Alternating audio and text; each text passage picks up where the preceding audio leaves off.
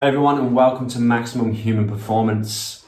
My name is Martin McPhillamy and I am an accredited and recognised healthcare scientist as well as a behavioural science practitioner.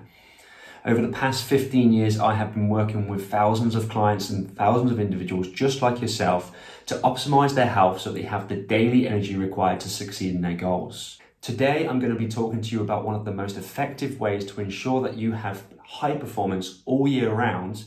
And that thing is we're going to discuss is sleep. When people think of sleep, they think, okay, I have poor sleep and that makes me feel tired and I might not be able to perform the following day. However, it's just more than physical performance that it affects. It also affects your cognitive abilities, so therefore your ability to make winning decisions is also impaired. As well as on top of that, we also have a dysregulation in our emotional awareness, therefore making us feel grumpy and tired the next day, and an inability to essentially withstand stressful situations such as competitions. By the end of this video, you're going to have 5 top tips from a sleep expert to ensure that you have high quality sleep, and I'm even going to throw in some bonus content at the very end. To say that sleep is a necessity is an understatement. There's only one thing that's going to kill you faster if you don't have, and that's water. Sleep is essentially broke down to 2 main types. There's non-REM sleep and there's REM sleep. Now within non-REM sleep, we actually have 3 stages. There's stage 1, which is the lightest type of sleep, and you might find yourself being woken from that if someone was to say your name. However, as we go into stage 3 sleep, we start to lose consciousness. And it's during this period that hormones such as testosterone, growth hormone, and leptin are released. These hormones play a vital role in growth and repair of muscles, optimizing our metabolic rate, and ensuring that we have the hormonal sufficiency to adapt to our environment. Let's say that you're in a major competition or you're leading up to a major competition. During that training phase, we need to ensure that our bodies are in a positively anabolic state. It's during this stage 3 sleep that we have these releases of hormones, and therefore we can have the hormonal sufficiency to make sure that we can train and continuously sustain that stress without our bodies breaking down. Research suggests that as little as 3 hours decremental sleep actually reduces our testosterone by roughly 10%. That actually makes you have a testosterone hormonal level of someone who is 10 years senior. People who slept less than 5 hours during dieting had significantly more muscle loss compared to fat loss than those who have 7 hours sleep. If sleep is poor over long periods, then essentially we get an increase in cortisol. And chronic cortisol causes a catabolic state, so therefore we get a breakdown in muscle tissue. It also causes a reduction in the amount of glucose that we can get into our muscles, and therefore the following day or the following days, we're not able to recover as fast as we can, and that can be detrimental if you're coming up to a competition. We know it's not always easy to learn new skills, especially when it's kind of things like Olympic lifts, or perhaps you have a speech you've got to give, or maybe you've got to go and have a new procedure done at work. It's during sleep, especially typically stage 2 sleep, that our memories are stored and these motor patterns are actually placed into our long-term memory so that we can recall them later. But what about our emotions? Well, everyone knows that we all get grumpy and cranky if we don't have sleep. But it actually reduces our self-awareness and our body awareness. So therefore, people just kind of think, well, this is just how it's meant to be. I'm just aging, or I'm just getting a little bit older, or maybe the training is just making me feel a bit more tired, and therefore I'm just feeling a bit down. But that's not always true. It's often because we have this poor quality sleep that people feel more emotional, and because the way the brain works, we actually work from a different part of our brain, making us feel more cranky and more reactive. I've actually seen thousands of clients go through transitional stages from poor quality sleep to better sleep to not only improve their performance, but actually improve their relations, their communications, as well as their confidence and exercise performance. So here goes the big question. How many hours a night do you need sleep? Well, typically everyone is going to need 7 to 9 hours. But as a high performance individual, you might find that you're not able to get that. And that's okay if you're able to then take a nap at some point early in the afternoons. Research suggests that actually having a nap early in the afternoon, if you have less than 6 hours sleep, can improve both your health and performance. But what I would recommend is ensuring that you don't have it too late, because the way the body works in terms of making you feel tired, essentially we get this pressure to build sleep through a chemical called adenosine. Now, when we have these little naps, that adenosine is reduced, and that can make us feel a lot more alert in the evening times, and therefore make it difficult to get to sleep later on. I think one of the major questions that we need to ask ourselves is, how do we know when we're not getting enough sleep? So it's pretty common that people are reaching for that snooze button. Now, if you're reaching there for that snoozy button, not out of laziness, but because you feel like you need more sleep and you're tired, then that's a very common sign. But other things might be that you're moving around in your bed quite often, you're having to get up to go to the toilet quite frequently, and your bed partner is actually saying that you're not having great sleep, then that's all vital signs. In fact, including the bed partner in the assessment in the clinics, I have found that it's actually easier to discover these sleep issues. So before we dig into some ways to improve your sleep and ensure that you've got maximal performance and the energy required for the following days, I just want to talk to you about some of the most common sleep issues just in case you have them. Up first is stress. Being a high performance individual, you put yourself through a lot of psychological and physiological stresses throughout the day. This can build up a level of cortisol within the body that essentially makes our body more excited than it should be. If this is elevated for long periods of time, this can contribute to psychological insomnias and physiological insomnias. That essentially means that our body can't get the rest it needs to initiate sleep and remain asleep at night time. Just like we have these hormones that excite us, we have hormones that actually regulate our sleep. Mainly the ones are melatonin and serotonin. Now, serotonin is actually the happy hormone. It makes us feel good. It actually also makes us feel relaxed as well, and it plays an important role when it's broken down to create a melatonin that allows us to initiate sleep at night. Another hormone that aids in sleep initiation is oxytocin, and you may have heard that as the connection hormone. What that hormone makes us do is it makes us feel safe and typically allows us to be able to get to sleep when we're in a more relaxed position. The reason chronic stress causes such issues is because there's so many things going on. There's work commitments, there's financial pressures, there's family commitments, and not only that, obviously you're exercising a lot as well. The second most common issue that we actually see with sleep is pain. If you're an athlete or you're a go-getter, you put your body through a lot of physical stresses.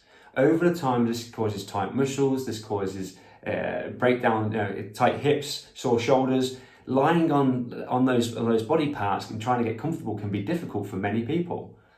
It doesn't cause massive sleep issues, however, it might not be optimal for you if you have an issue with those, and therefore you should get checked out by the physio to ensure that we can improve our pain to make sure that you're getting good night's sleeps.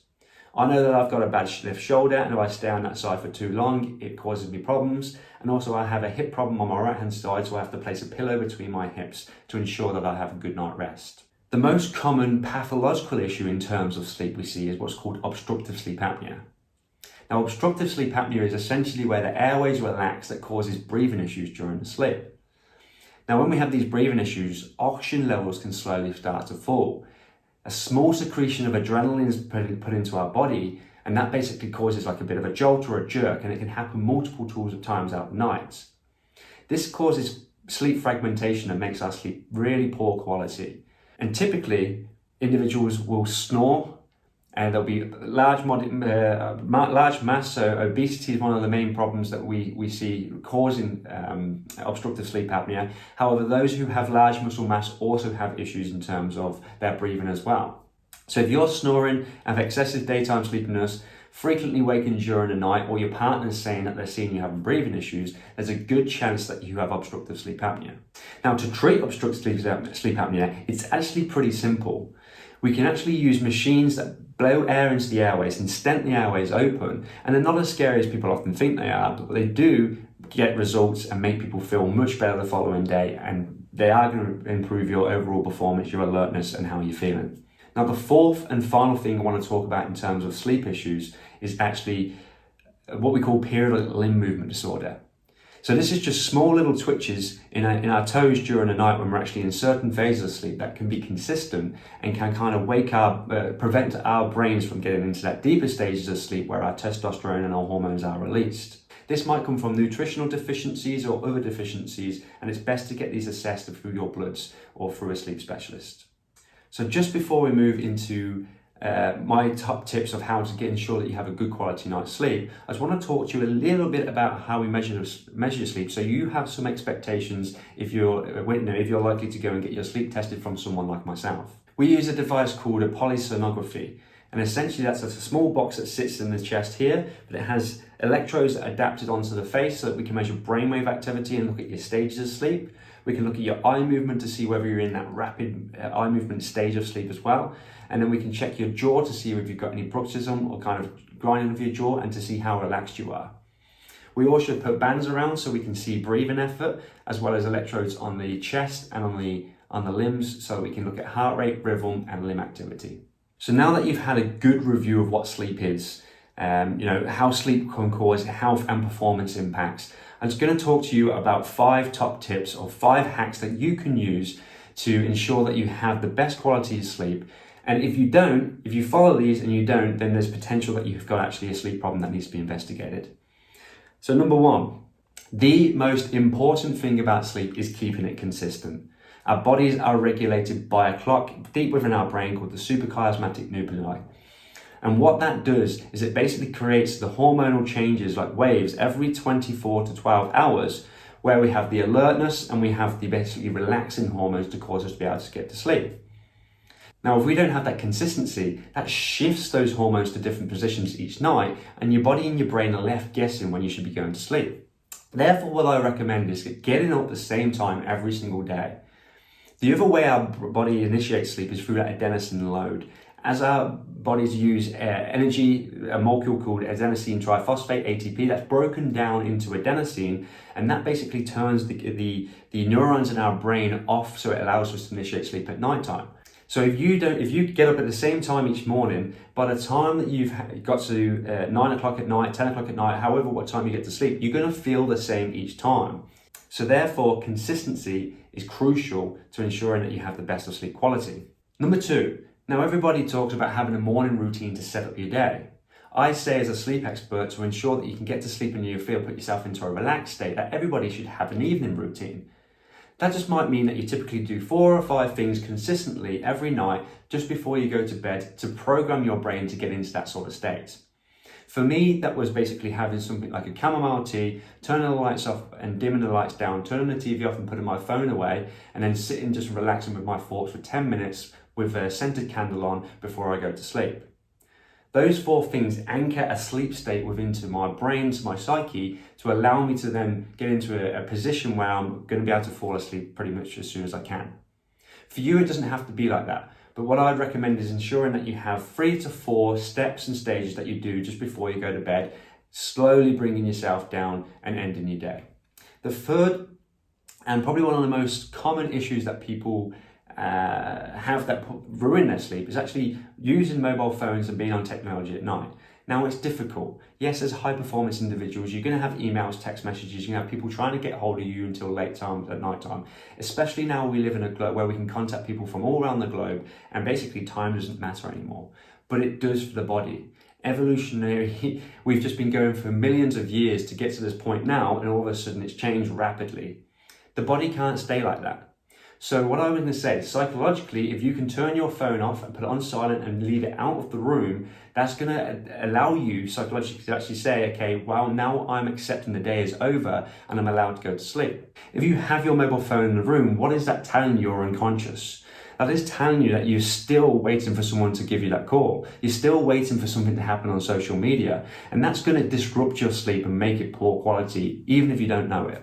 The 4th tip that I'm going to give you today, typically for you guys who potentially could be very stressed and have a lot going on in your life, is that when we have these stresses, our muscles get tight. Just right now, recording this video, I can feel it in my back, my shoulders are getting tight, and this happens throughout the day. So when we come to night time, we've got this stored energy within our muscles that potentially could keep us disrupted. Now we can use progressive muscle relaxation techniques to release those and make us feel like we're floating and that we're in a state to then fall asleep very easily.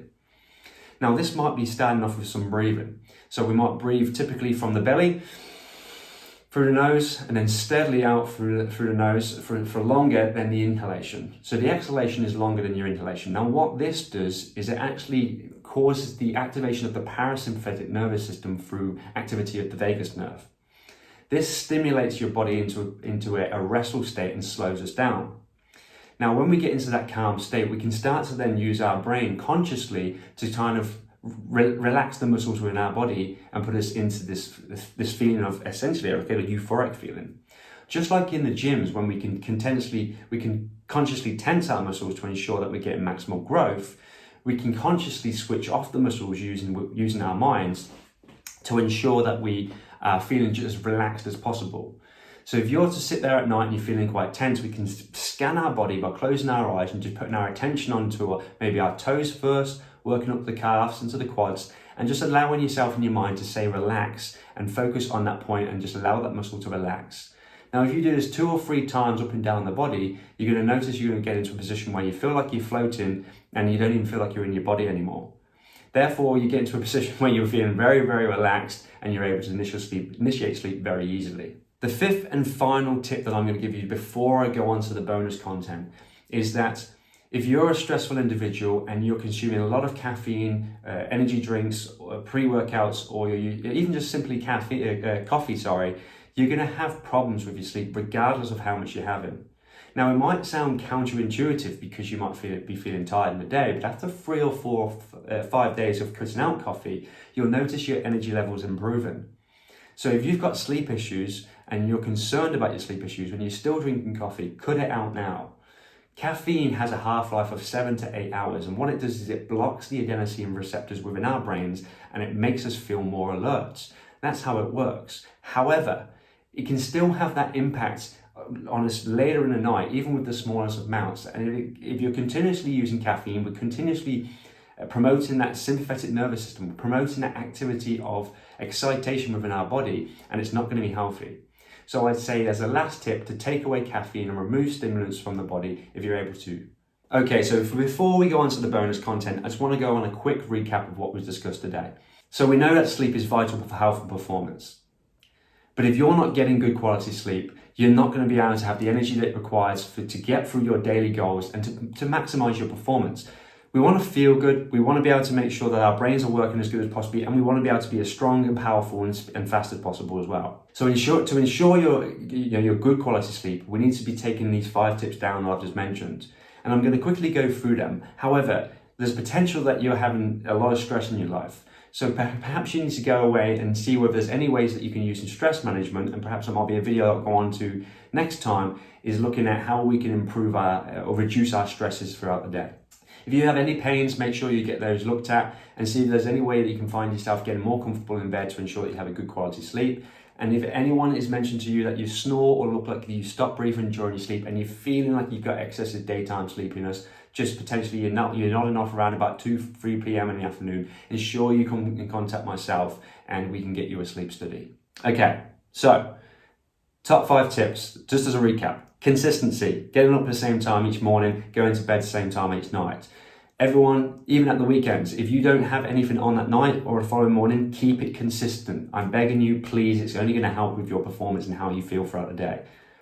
Number 2, evening routine. Just like in the morning, if you're going to get up and you're going to do something to make you feel excited, make sure you're having something in the evenings to just kind of calm you down. And that might be switching off your lights early, reading a book, some calming, relaxing music, and or putting a nice relaxing scent on and allowing yourself just to feel calm before you go to sleep. Put the phone down.